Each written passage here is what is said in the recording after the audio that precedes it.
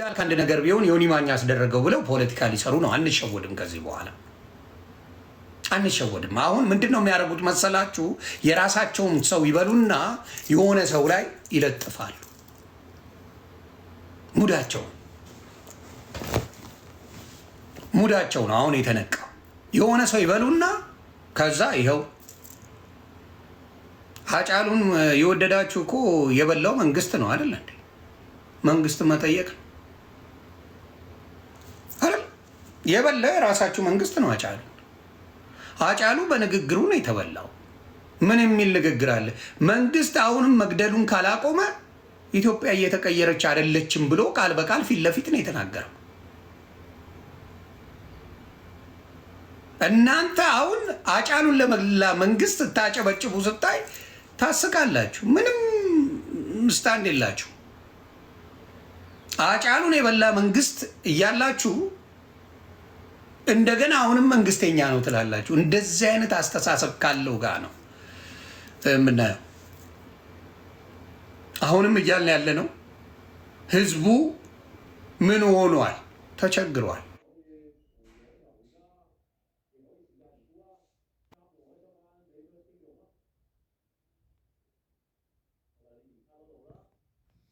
ነገር የለም ምንም።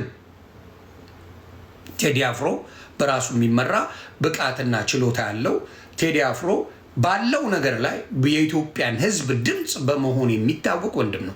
ጊዜ ደግሞ ለብልጽግና ሰጥቷል። 8 ዓመት ለብልጽግና ጊዜ የሰጠ ሰው ቴዲ አፍሮ ይባላል። እንደዛ እንኳን ለህወሓት ጊዜ አልሰጠም ቴዲ አፍሮ።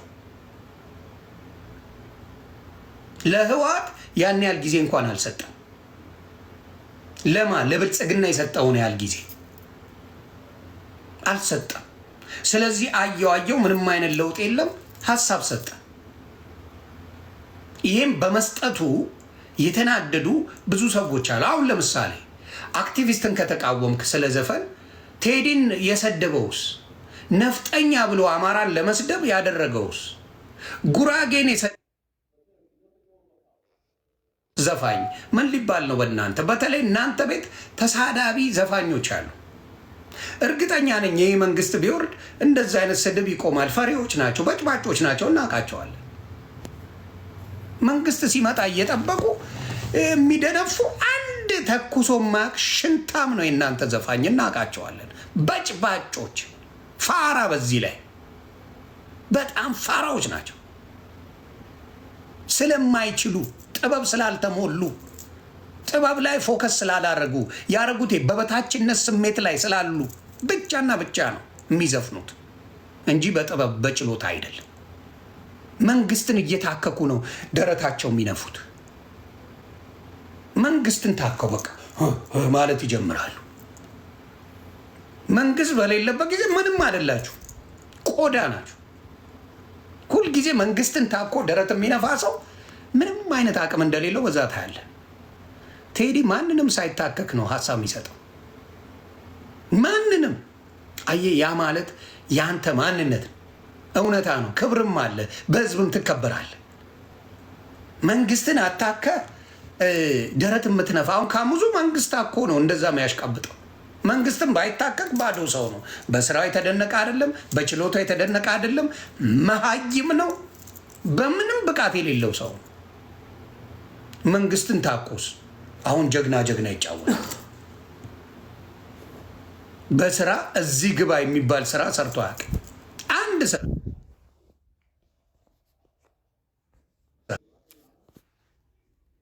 ነበረ። አሁን ትልቅ የባህል ሚኒስትር የኦሮሞ ምናምን ተደርጎ ተሹሞ ትልቅ የተባለው እንደዛ አይነት መሀይም ነው። የበታችነት ስሜት ሲሰማ ቀን ጠብቀሽ ሁልክ የምትላት ነገር አለች። ደሳ በእውቀት በብቃት በችሎታ የሚመጣ ነገር አይደለም። በቃ እንደዚህ በመርመጥመጥ ቀን በመጠበቅ እንደዚህ አይነት የበታችነት ስሜት ያሳዝነኛል። በጣም ነው የሚያሳዝነኝ። በብዛት ይሄ ካድሬዎቹ የበታችነት ስሜት በጣም ያጠቃቸው ናቸው። ቴዲ አፍሮ ይሄ ነገር ለኢትዮጵያውያን ነው ዋጋ የተከፈለው። አሁን ሳየው አጀንዳ ፈለገ። ሞጣ የሚባል ዝምባ ምን አለ? የአብይን ችግኝ አያነቃነቅም አለ። እንደዚህ አይነት ሰገጤዎች ናቸው። አየህ፣ የከተማ ልጅ ስትሆን ታመዛዝናለ፣ ብቃት ትሆናለ። አንድ ቀን አልቅሶበት በነጋታው ሀሳቡን ቀየረ። ሞጣ እዮዳብ ጉቶ አንድ ቀን ወይኔ ቴዲ ኦ ማይ ጋድ ሲለዋልና በነጋታው ተቀየረበት። ይዋቸው ዶማ የገጠር ሰገጤ ከሰጠው ቲክታክ ምን ማድረግ እንደሚፈልግ አያውቅበትም።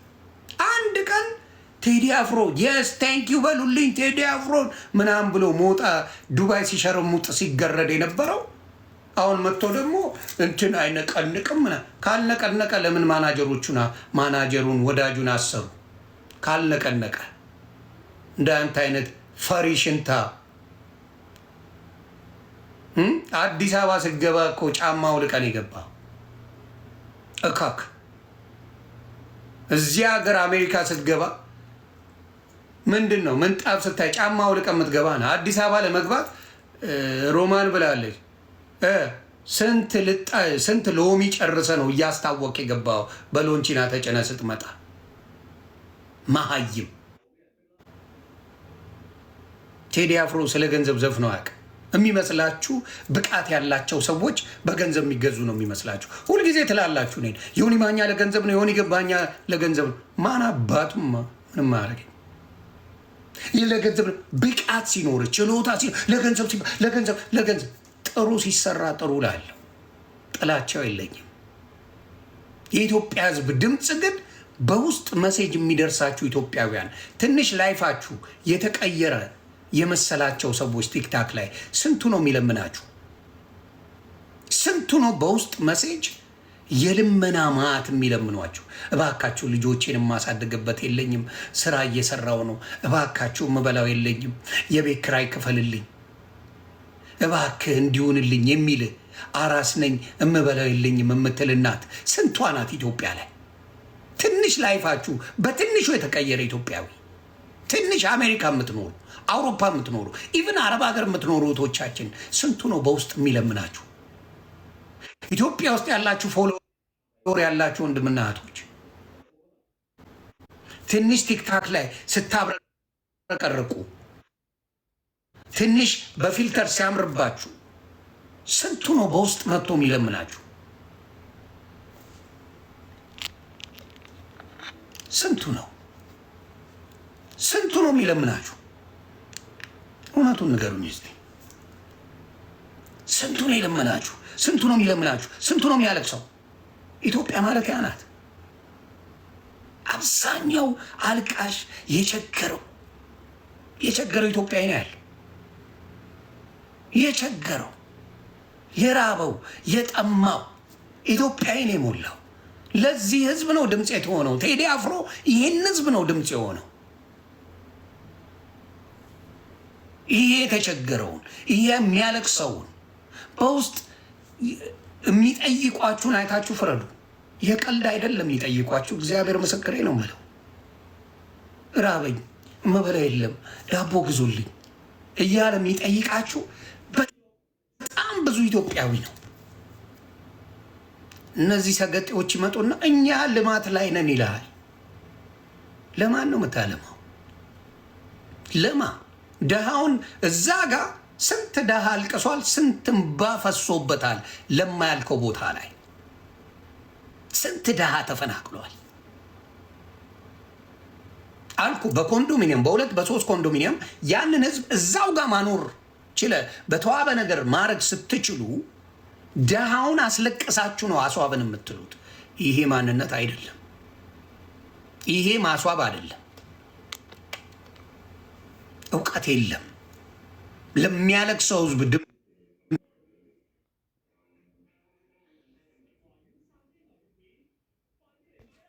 ቀበሌው በየክፍለ ከተማ ያላችሁ በግዴታ ገንዘብ እንደምታዋጡ ታውቃላችሁ። አስደርጎ ነው የሚያስወጣችሁ። ያን ያለው። ስለዚህ ሁሉ ብሔር ብሔረሰብ ነው። ጦርነት ያለው ኦልሞስት ሁሉም ቦታ ላይ ነው። እናንተ የምትሰሙት የአማራውን የኦሮሞውን ክልል ነው። ሶማሌ ላይ እንዳለ ማንም አይነግራችሁ። ደቡብ ክልል ላይ በየጊዜው ወላይታ ህዝብ እንደሚጨፈጨፍ ማንም አይነግራችሁ። ማንም የጉራጌ ህዝብ በየጊዜው እንደሚጨፈጨፍ ማንም አይነግርህም። አባ ማንም አይነግርህ። ለምን? ብዙ ውጭ የወጡ ሀሳብ የሚሰጡ ወንድም እህቶች ስለሌሉ። ትግራይ ላይ ራሱ ያደራጃቸው እንደሚያጨፋጭፋቸው ማንም። ትግራይ ላይ መጨፋጨፍ የለም ነበረ፣ መከፋፈል የለም ነበረ። በትግራይ ህዝብ ላይ በተለይ በአንድነት ላይ በጣም የሰራ ህዝብ ነው። የትግራይ ህዝብን ካየ በመለያየት አምኖ አያውቅም። የትግራይ ህዝብ ጋር ራሳቸው ጋር ሰዎች አስገብቶ አንዱን የሆነነ አንዱ የሆነነ እያለ የሚያባላቸው ማን እንደሆነ ሰው ማወቅ አቅቶታል። ሰው የሚመስለው የደብረ ጽዮንና የጌታቸው ረዳ ጸብ ይመስለዋል። በትግራይ ህዝብ ላይ መከፋፈል በደንብ አድርጎ ተሰርቶበታል። በአማራ ህዝብ ላይ መከፋፈል ፋኖ ላይ በደንብ አድርጎ ሰርቶበታል። በኦሮሞ ህዝብ ላይ መከፋፈል በደንብ አድርጎ ሰርቶበታል። እዚህ ጋር አንዱ ደጋፊ አንዱ ተቃዋሚ አድርጎ እርስ በርስ ነው የሚያባላ። ብልጽግና ጎበዞች ናቸው። ፖለቲካ እንደ ቀልድ እንዳታዩዋቸው። ብልጽግና ዘር ጂኒስ እርስ በራስ እንድትባላ ነው ቡድን ቦድ ነው የሚያደርግ። ጎጃሜው ጎንደርን የጠላ አስመስሎ፣ ጎንደሬው ጎጃምን የጠላ አስመስሎ፣ ወሎ ጎንደርን የጠላ አስመስሎ፣ ወሎ ሸዋን የጠላ አስመስሎ ፖለቲካ ይሰራላል። እራሳቸው ነው የሚሰሩት። ይሄንን በትግራይ ህዝብ ላይ ከአንድነት አውጥቷቸዋል። አንድም የትግራይ ልጅ የራሱን ሰው ሲተች አንሰማም ነበር በፊት አንድም። አሁንስ የደብረ ጽዮኑ አለ፣ የጌታቸው ረዳ አለ፣ ከፍሏቸዋል። ስለዚህ በማስተዋል ሰው እንዳይንቀሳቀስ ኮንፊውዥን ፈጥሮባቸዋል። ኮንፊውዥን ነግረዋል፣ ቃል በቃል ኮንፊውዝ ኤንድ ኮንቪንስ ብሎ ተናግሯል። ኮንፊውዝ ኤንድ ኮንቪንስ በማደናገር ማሳመን የሚል እንትና ደስ የሚል እየወጣ ሽመልስ አብዲሳ ደስ የሚል ነገር ይነግርሃል። አትሰማም። ግን በደንብ ነው የሰራ ነው አማራ ክልል ላይ ብሎ ነግረዋል በአደባባይ። የስ እዛው ከነሱ ጋር ይሰሩ የነበሩ በጣም አስጮኸው በፋኖ ደረጃ አስጮኸው ከዛ መልሰው ይወስዷቸዋል። አብረው ሲያስጠኑ ምን ሲያስደርጉ የነበሩ ሰዎችን አብረው ሲያሰሩ መረጃ አሰብስቦ መልሰው ፋኖች ከመንግስት ጋር ፍቅር ፈጠሩ ብሎ ይመጣላል። አየህ፣ ብዙዎቹ አልነቁ። የንቃተ ህሊናቸው በጣም በጣም በጣም የወረደ። ስለዚህ ይሄ ነው በጣም ችግር አለ ብዬ የማስበው። በኦሮሞም እንደዚህ ነው። ከፍሎ ለሁለት ያፋጫቸዋል። እዛ እስክትፋጭ እሱ ይቆያል። በአማራም እንደዛው፣ በትግራይም እንደዛው፣ በደቡብም እንደዛው እየተደረገ ነው። የአዲስ አበባ ልጅ አልተከፋፈለም። አሁንም ስላልተከፋፈለ አሁን እንትን አዲስ አበባ ልጅ አይደለም፣ ካሙዙ የደቡብ ልጅ ነው። አዲስ አበባ ለሱ ሲመጣ ብዙ ነገር ናት አዲስ አበባ። ይቺን ይመኛታል። ተመኝቶ ደግሞ በስልጣን መጥቶ ክልሉ ላይ አይደለም እኮ እየመራ ያለው። አዲስ አበባ የሁሉም ናት ይለዋል። የአዲስ አበባ ልጅ ግን ባይተዋር ካሙዙ ከደቡብ መጥቶ አዲስ አበባ ላይ መምራት ይችላል፣ መመረጥ ይችላል። ግን የአዲስ አበባ ልጅ አዲስ አበባ ላይ ሆኖ አይመረጥም።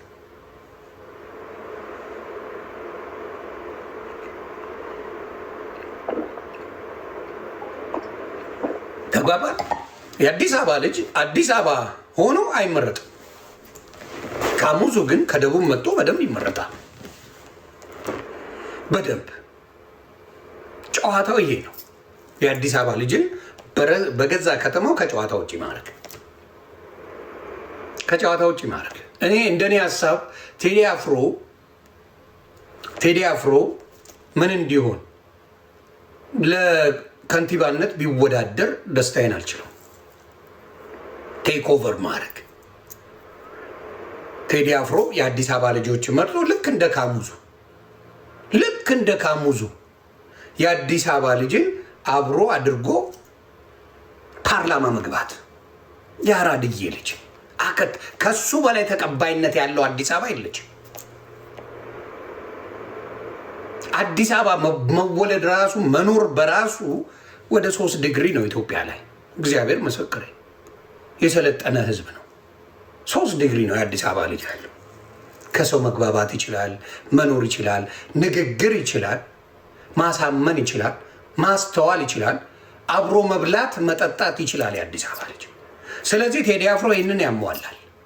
ከካሙዙ ከምትመርጠው የአዲስ አበባ ልጅ አብሶሉትሊ ቴዲ አፍሮን የአዲስ አበባ ከንቲባ አድርጎ ከዛ የመጡትን ወደዛው ሸኝቶ የአዲስ አበባ ልጆች ከንቲባ ማድረግ አከተመ።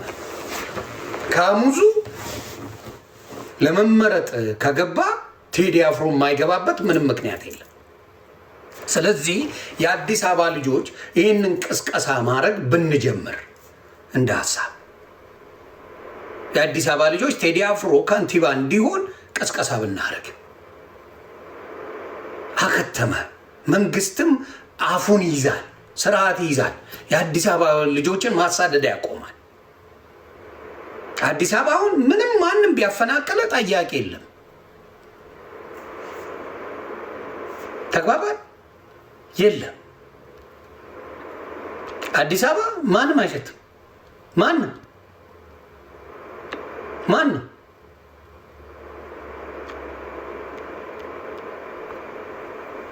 ተግባባ። የአዲስ አበባ ልጅ ያንን ማድረግ እንዳያደርግ እየተከለከለ ነው። ቴዲ አፍሮ ደግሞ ታይሙ አሁን ነው። ቴዲ አፍሮ ከንቲባ መሆን ትችላለህ። አዲስ አበባ የማንም ሰገጤ ከሚጫወትባት የአዲስ አበባ ከንቲባ ቴዲ አፍሮ መሆን ይችላል። ቴዲ አፍሮ መሆን ይችላል። ቴዲ አፍሮ ከንቲባ ከሆነ እኛ አዲስ አበባ እንገባለን። ብዙ የአዲስ አበባ ልጅ ከውጭ ኢትዮጵያ ይገባል። የሚነካው የለም። በገዛ ከተማው ላይ ምን ማድረግ ይችላል? ማደግ ይችላል፣ መስራት ይችላል፣ መቀየር ይችላል። ብዙ የአዲስ አበባ ልጅ ይገባል። አየህ፣ እንደዚህ አይነት ስትራቴጂ ሲኖር ማሸነፍ ትጀምራለህ፣ ታሸንፋለህ። አቅሙ አለ፣ ድምፅ አለ፣ መራጭ አለ። ስለዚህ ቴዲ አፍሮ እየተሳደድክ ወይም ደግሞ በጥርጣሬ ከምትኖር ተጋፈጠው። ኦልሬዲ ተጋፍጠሃል። ኦልሬዲ ቦታውን ይዘሃል። በአዲስ አበባም ሆነ በኢትዮጵያ ላይ በሰው ልብ ውስጥ በተበደለ ልብ ውስጥ ነግሰሃል። የነገሰ ማንነት ካለ ማ ብራዘር ዱ ኢት ብሮ ዩ ካን ዱ ኢት። ቴዶ ትችላለህ፣ እመነኝ። የአዲስ አበባ ከንቲባ የመሆን አዲስ አበባን የማስተዳደር ብቃቱ አለ። ትችላለህ። ስለዚህ የአዲስ አበባ ልጆች ቴዲ አፍሮን በማገዝ ከንቲባ እንዲሆን ምርጫ ውስጥ እንዲወዳደር ማድረግ እንዴት ብልጽግና እንደሚያለቅስ ታየዋል። ተበላን ነው የሚል። ምክንያቱም ትልቁ በጀት ለቴዲ አፍሮ አድርሱልኝ።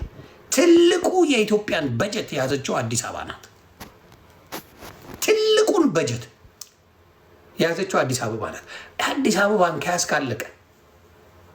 ስለዚህ ይሄንን ሀሳብ ለቴዲ አፍሮ ቢቀርብና ቴዲ አፍሮ ኮንሲደር አድርጎት ጉዳዩ ውስጥ ገባ ማለት አከተመ። ቴዲ አፍሮ አክቲቪስት መሆን አይችልም ነው አይደል ያልከው ዶክተር አብይ? አክቲቪስት መሆን ካልቻለ ገስዋት አዲስ አበባ መምራት የሚችል ቴዲ አቅም አለው፣ ብቃት አለው፣ በደንብ አለው ብቃት። ስለዚህ ላንተ ካሙዙ የሚባል ዶማ ከቻለ ቴዲ አፍሮ የማይችልበት ምንም ምክንያት የለም ወይ ብዬ ቴዲ አፍሮ የማይችልበት ምንም ምክንያት የለም። አሁን የቴዲ አፍሮ ወዳጆች፣ የቴዲ አፍሮን ሙዚቃ አዳማጮች፣ የቴዲ አፍሮ የተባለ ነገር በሙሉ እየተለቀመ እየታሰረ ነው። ማስጠንቀቂያ ለእያንዳንዱ ሬዲዮና ቴሌቪዥን ስቴሽን ተሰጥቷቸዋል። የቴዲ አፍሮ መልቀቅ አይችሉም። ለእያንዳንዱ ሬዲዮ ላይ በኢትዮጵያ ሰምታችሁታል። በኢትዮጵያ ሬዲዮ ላይ ሰምታችሁታል? ለእያንዳንዱ አንድ ይህን ታዳምጠና ይታሸጋል። እንኳን እሱ አይደለም ሙዚቃ ቤቶች እንዳያዳምጡ እየተደረገ ነው። እውነቱን ነው የምነግርህ። ቴዲ አፍሮ የሳምንት ወሬ አይሆንም። ቴዲ አፍሮ ሁሌ ነቅናቂ ነው። ሁሌ ታግሷል። 8 ዓመት የታገሰ ሰው ነው። 8 ዓመት ዝም ብለዋል። ጊዜ ሰጥቷቸዋል። ሰላም የለም። በኢትዮጵያ ታሪክ እንደዚህ ዘመን ሰው ሞቶ ያውቃል? በኢትዮጵያ ታሪክ እንደዚህ ዘመን ሰው ተፈናቅሎ ያውቃል? በኢትዮጵያ ታሪክ እንደዚህ ዘመን ሰው ተርቦ ያውቃል? በኢትዮጵያ ታሪክ በማንነቱ በዚህ ያህል ሰው ተጨፍጭፎ ያውቃል? በማንነቱ ተመርጦ፣ በሃይማኖቱ ብትል በዘሩ ብትል ተመርጦ ጭፍጭፍ የተደረገ እንደዚህ ዘመን አለ? አጨብጫቢዎቹ እና ይመልሱልን። አጨብጫቢዎቹ ይህን ቻሌንጅ አያደርጉ። ስለዚህ ቴዲ አፍሮ ያደረገው ነገር ትክክለኛ የኢትዮጵያ ማንነት ነው። ግን ምንድን ነው ተቃዋማዊው የሚቃወመው? ህብረት የለውም። ሁሉም የራሱን ቢዝነስ ለመሸቀል እንጂ በአንድነት ቢሰራ ኢትዮጵያ ላይ ለውጥ ይመጣል።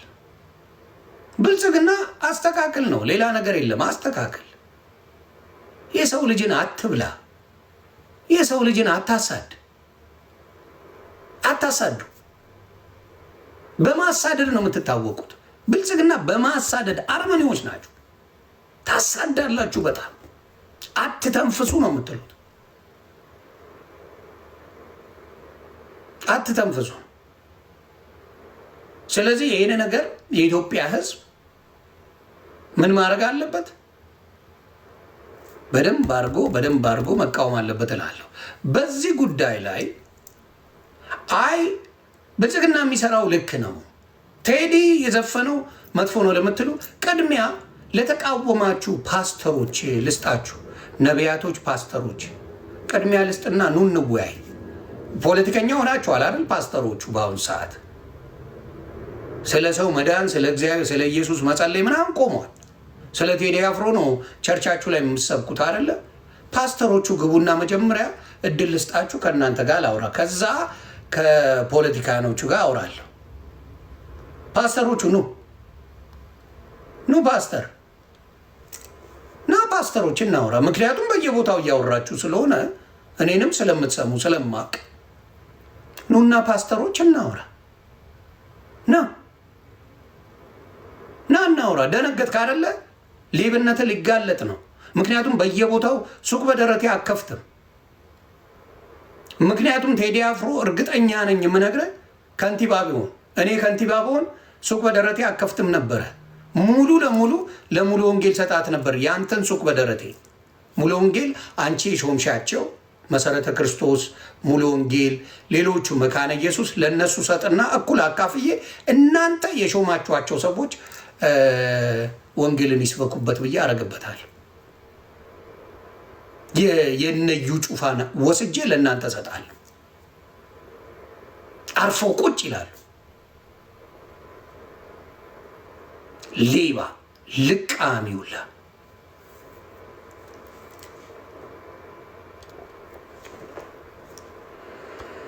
ስለዚህ ፓስተር የላችሁም እዚህ ፓስተሮች ይፈልጋሉ። አትመልሱ። ስለ ቴዲ መግለጫ ስትሰጡ ነበር እያንዳንዳችሁ አይደል? ኑና ቻሌንጅ አድርገኛ። አትችሉም። ሌላው ለብልጽግና ደጋፊዎች ኑና ቻሌንጅ አድርጉኝ። ብልጽግና ነኝ ብለህ ጻፍልኝና ገብተህ ቻሌንጅ አድርገኝ ና። ቴዲ በደንብ ቻሌንጅ ስለማያደርጋችሁ ነው። ቴዲ ሐዋሳ ለምን ቴዲ ሐዋሳ ሀሳባችሁን ብቻ ነው እርስ በራስ እንድትነጋገሩ የሚያደርገው። እኔ ቻሌንጅ አደርጋለሁ። አየህ፣ ቴዲ ሐዋሳ የእናንተን ሀሳብ ይቀበላል፣ ያዳምጣል እንጂ ቻሌንጅ አደርጋችሁ። እኔ ቻሌንጅ አደርጋለሁ። ለምን? የኢትዮጵያ ሕዝብ የኔ ሕዝብ ነው፣ ደሜ ነው። ስለ ኢትዮጵያ ሕዝብ ይመለከተኛል። ብልጽግና ስለሚገለው፣ ስለሚጨፈጭፈው፣ ስለሚያርደው ሕዝብ ይመለከተኛል። ስለዚህ ጠይቀሃለሁ።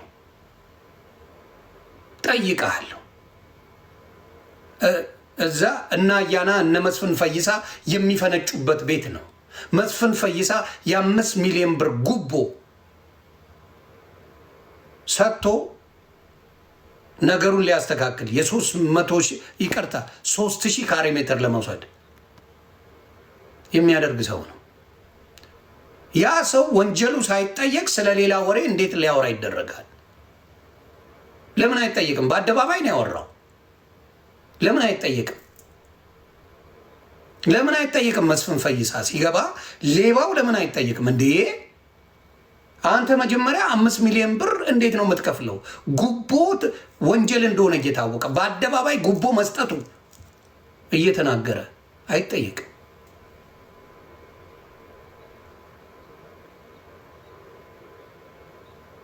ተግባባን? መጠየቅ ነበረበት። ወንጀለኞች መቼ ነው እንትናን የምታውቁት? አያናን ይመቸኛል፣ ግን ሽንጡን ገትሮ ብልጽግና እንደሆነ እየታወቀ አይደለሁም የሚል ቁማር ይጫወታል። ፈወ ነኝ ብልጽግና ብለህ ተከራከር፣ ችግር የለው። ብልጽግና ነኝ ብልጽግና ሳትሆን ነው እንዴ እነ ዲና ሙፍቲ መጥተው አንተ ጋር የሚሰበሰቡት? አንተ ጋር የመንግስት ካድሬዎች በሙሉ መጥተው የተሰበሰቡት ብልጽግና ሳትሆን ነው? እንዲሁ በኢትዮጵያዊነት ወደቡ ነው። ስለዚህ አንዳንዴ ቆም ብለህ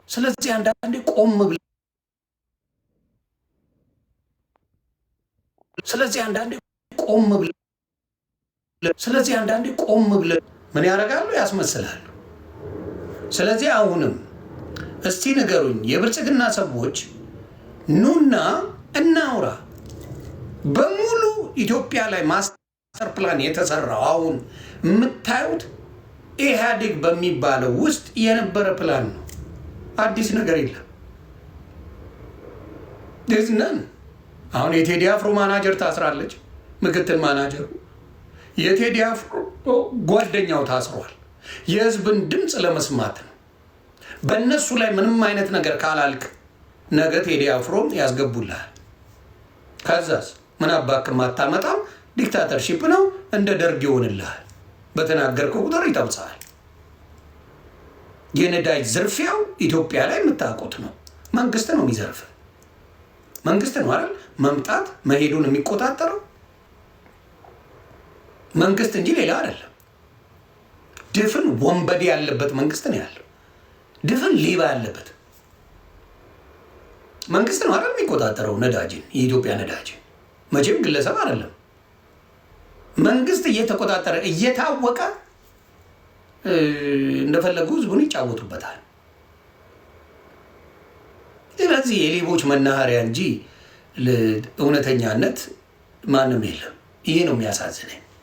ስለዚህ አሁንም የብልጽግና ካድሬነን የምትሉ ወይም ደግሞ ብልጽግናን ደጋፊነን የምትሉ ኑና እንነጋገር። እማቀው የብልጽግና ባለኮከቧን ባንዲራ ያደርጋሉ፣ ባለኮከቧን ያደርጋሉ ወይ አብይን ያደርጋሉ። በዛ ነው ማቃቸው፣ በዛ ነው ማቃቸው።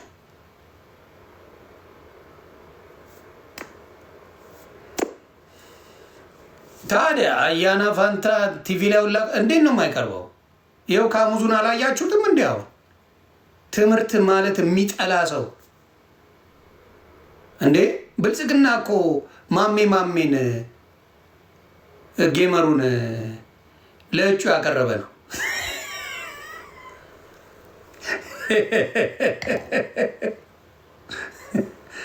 ብልጽግና ማሜ ጌመሩን ለእጩ ያቀረበ ሰው ነው።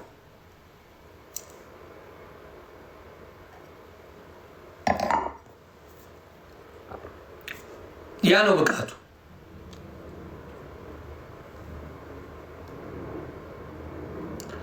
አላችሁ። ለዚህ ነው ይፈሩኛል። ብልጽግናዎች በሀሳብ መሞገት አይችሉም። ችግሩ ያ ነው። ለምን ያውቃሉ? ሌቦች ናቸው። That's the saddest truth። ግን በእስሩ ጉዳይ ላይ ሌሎች መናገር የምትፈልጉ ሰዎች ካላችሁ መነጋገር እንችላለን። የታሰሩ ሰዎች አላጠፉ። የታሰሩ ሰዎች አላጠፉ። የቴዲ አፍሮ ምክትል ማናጀሩ አላጠፋችም። ተግባብተናል።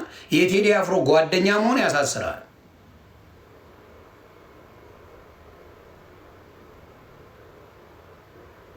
እውነቴን ነው። በጣም ነው የሚያሳፍረው። ማንም አይደነግጥም ስትሉ